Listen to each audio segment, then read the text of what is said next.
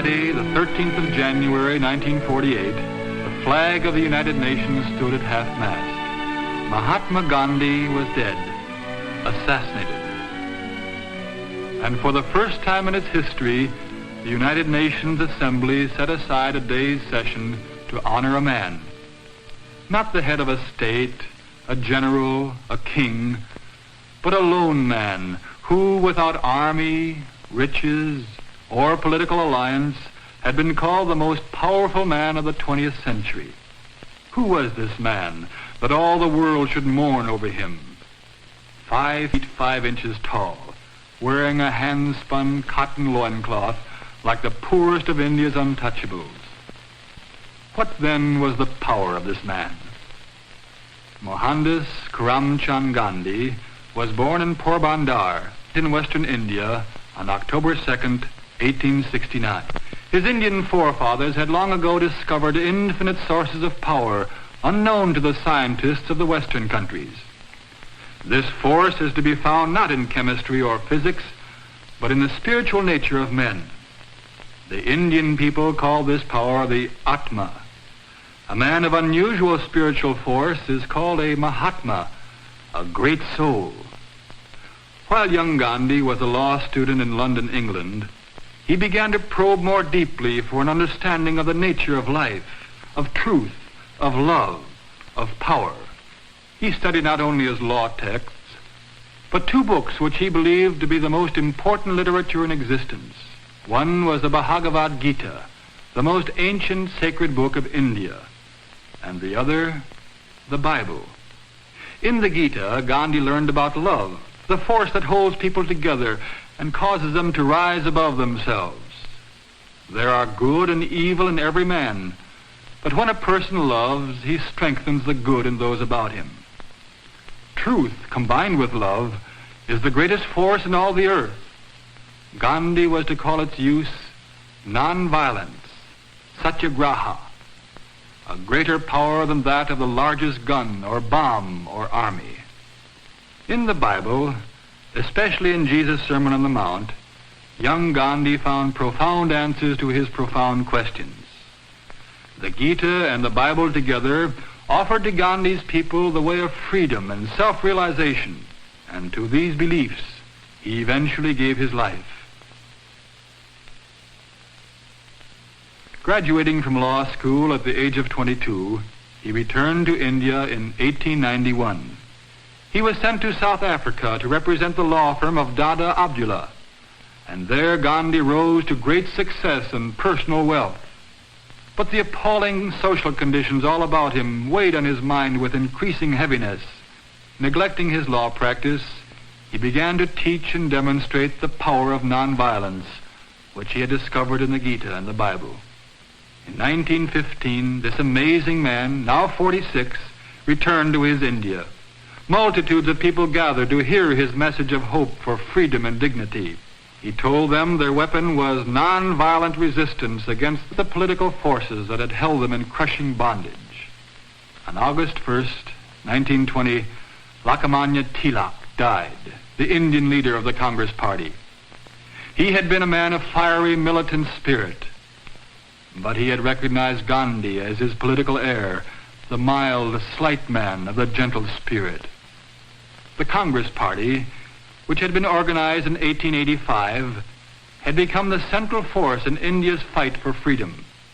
And with Gandhi as its leader, the Congress Party established goals for a new India. The people of the untouchables caste must be given equality and dignity. Indians, both wealthy and poor, must discipline themselves to a new morality: no alcohol, no opium. India's 300 million Hindus and 100 million Muslims must cease their bitter and deadly rivalry. There must be equality for women, and the people must establish a productive economy. In 1921, he began the new program simply, with a spinning wheel. India grew hundreds of tons of cotton annually, and yet Indians were unemployed half the year. Instead of sending their raw cotton to English mills, why not make their own cloth? Thus began the khadi or homespun movement. And the women were being freed. The veils were coming off their faces.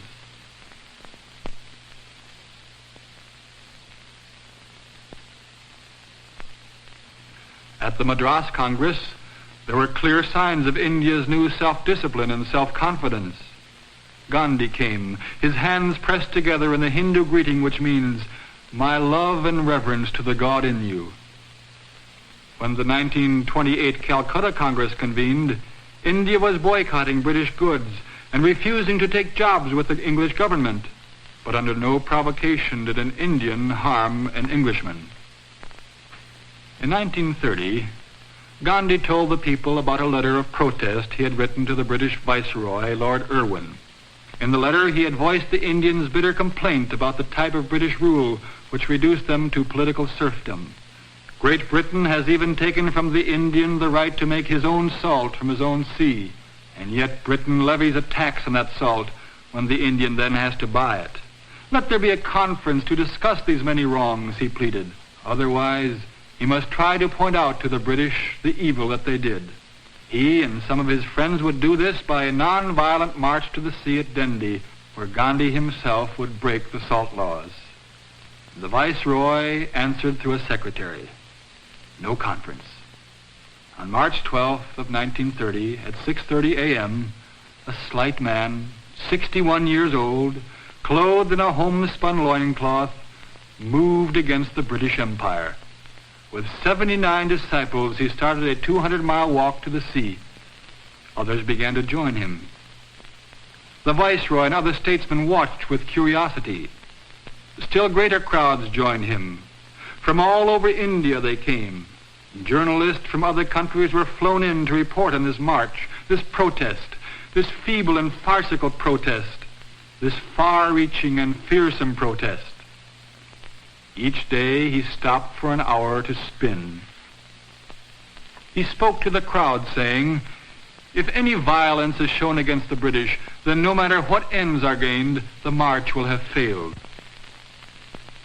On April 5th, they reached the sea. Then Gandhi marched into the sea, and from it he took a pan of water to be refined into salt.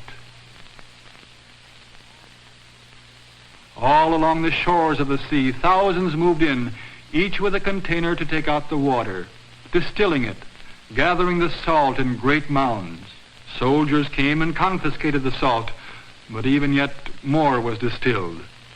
Gandhi was arrested. People across the world, even the American and French governments, spoke out, questioning the British action. In India, millions of people demonstrated their impassioned protests. Soldiers and police sought to quell the multitudes with riot clubs. Still, no hand was raised against the British. On January 25th, 1931, Lord Irwin announced an end to the salt laws, as well as the release of Gandhi. The Karachi Congress appointed him to represent them at the Round Table Conference in London. He sailed from Bombay on August 29th, an infectiously happy man. In England, he attended the Round Table Conference of 112 delegates, most of them appointed by the Viceroy. As the meeting progressed, Gandhi realized that only division was being cultivated. Instead of a united India, plans were being discussed for a separation between Muslim and Hindu and Sikh and Untouchable and Parsi and Indian Christians. Meanwhile, in India, during Gandhi's absence, the new Viceroy had made arrests without warrant, had suspended court trials, had outlawed political organizations and meetings, had seized property, had jailed 100,000. Gandhi returned to India. His wife and young Jawaharlal Nehru and the numberless followers of Gandhi now called him Bapu, the father. Bapu began his work immediately. His first consideration was for that part of the great Indian family called the Untouchables. For thousands of years they had been ostracized, but Gandhi ignored this strange mandate of the culture, and he gave them a new name, Harijan, children of God. The British, however, perpetuated this ancient tradition of separating the Untouchables by insisting that they have a separate vote in governmental matters. Gandhi now vigorously expressed his opposition to English treatment of the Harijan.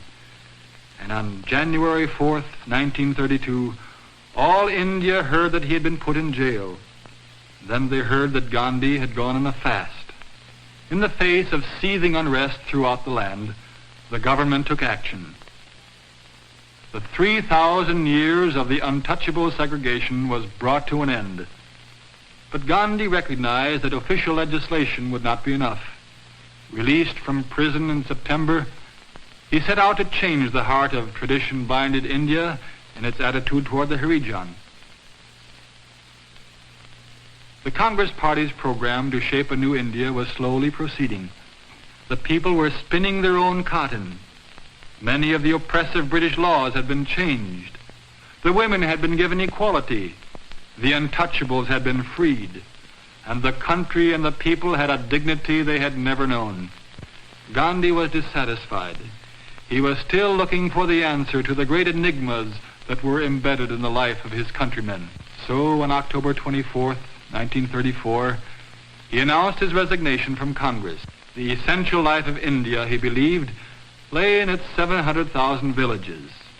With his wife, Kasturbai, he moved to Severgrad and began life as a simple villager. The world refused to accept his resignation. Congress leaders came to confer with this simple villager. Famous people of many nations and continents came to sit and talk in his one-room adobe hut. The floor was of swept earth, one rug, a spinning wheel, a soapbox for a desk. For a period of 4 years, Gandhi labored to develop communal life in the villages. Then a new unrest began to shadow India. England was threatened with war. What did that mean to India's hope for freedom? In 1938, Gandhi was forced back into politics. Serious differences of opinion began to manifest themselves in the Congress. Chandra Bose, now the Congress leader, was saying to the populace, "Give me blood, and I promise you freedom." Gandhi said, "Nations are violently giving demonstration of savage and futile warfare as a means of settling their differences. Now is the time to demonstrate nonviolence as the better means of seeking agreement and truth." In 1939, when the war exploded over Europe and Asia, there were many who followed Bose. Nonviolence was too idealistic, too difficult, too slow.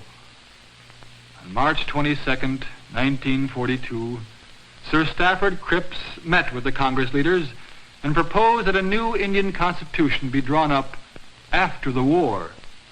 Gandhi called this proposal a post-dated check and left the meeting not to return. He now had but 2 words to say to their English overlords: "Quit India." These words electrified India. They set off an outburst of demonstrations throughout the land. The jails were filled far beyond their capacity. Gandhi and Kasturbai were among the prisoners. And while imprisoned, Gandhi's beloved Kasturbai died, her head in her husband's lap. For 62 years they had been married. Gandhi said of her, "She was more of me than I was of myself." After a dangerously weakening fast, the 75-year-old man was released from prison on May 6th. 75 years. What had been accomplished? Muslim and Hindu were hatefully engaged in outbreaks against each other. Britain still held India in a crushing grip. The world's warring temperament was creeping over Gandhi's people. Still he went on, working, searching, praying. Then, on historic August 12th, 1946, Jawaharlal Nehru, Gandhi's friend, was commissioned by Sir Archibald Wavell to form the Indian government. While the new premier reviewed the troops at the frontier, Gandhi quietly and patiently traveled among the Muslims and Hindus who were at civil war with each other. But he went to Noakhali, a district 80% Muslim, on a pilgrimage of personal penance because Gandhi believed he shared the guilt for this internal strife. He walked from village to village, living with them, learning from them, trying to teach them to love despite their deep-rooted enmity. His followers, too, went to work in the villages. Hindus, Muslims, Harijans, Christians. And at his meetings for prayer, the Bible, the Quran, the Talmud, the Gita, all were read with reverence. The riots quieted. And on August 15th, 1947, the flag of independence flew over emancipated India. Free India, proud India, jubilant India. Pakistan was declared a separate Muslim state, according to the demands of Jinnah and the Muslim League. While the people celebrated, the British withdrew their military forces. Although there were problems still to be worked out, this was the consummation of Gandhi's dream. India stood before all nations as a symbol that nonviolence can be an invincible force. It can bring about the peaceful solution of international differences. And so independence came to India. And at the center of all, Gandhi, father, Bapu.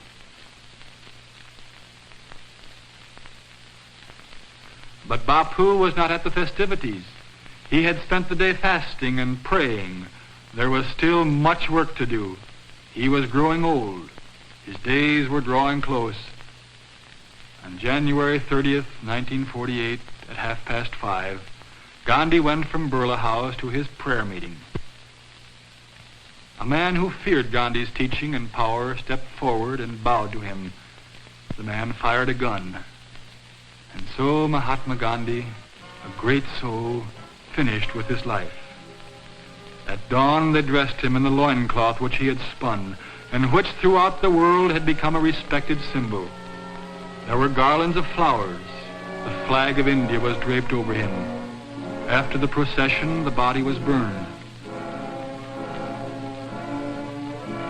And the ashes were sent to 6 continents and to all parts of India. But the spirit of the man had long preceded the particles of ash.